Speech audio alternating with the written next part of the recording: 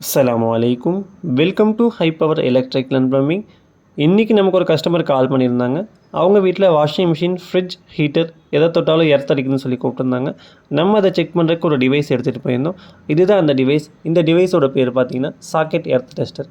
இந்த டிவைஸ் எப்படி வேலை செய்யும்னு பார்த்தா, உங்கள் வீட்டில் கிரவுண்ட் எர்த் இருக்குதுன்னு சொன்னால் 3 லைட் எரியும்.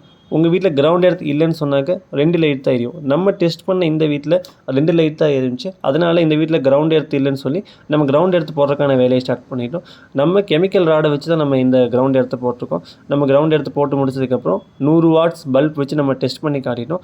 அதே மாதிரி நம்ம எடுத்துகிட்டு வந்த இந்த டிவைஸ் எப்படி வேலை செய்யுதுங்கிறத இந்த வீடியோவில் ஃபுல்லாக நம்ம காட்ட போகிறோம். அதனால் இந்த வீடியோவை ஸ்கிப் பண்ணாமல் ஃபுல்லாக பாருங்கள்.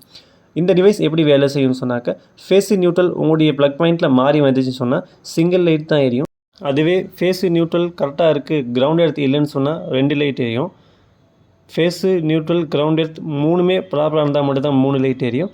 நம்ம இந்த வேலை செஞ்ச வீட்டுக்கு கிரவுண்ட் எர்த் ப்ராப்பராக இருக்குன்னு சொல்லி ஹீட்டர், வாஷிங் மிஷின், ஃப்ரிட்ஜு இந்த மாதிரி இடங்களில் செக் பண்ணி காட்டிட்டோம்.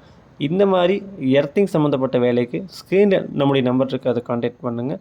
இந்த மாதிரி இன்ட்ரெஸ்டிங்கான வீடியோவுக்கு நம்முடைய சேனலை ஃபாலோ பண்ணிக்கோங்க.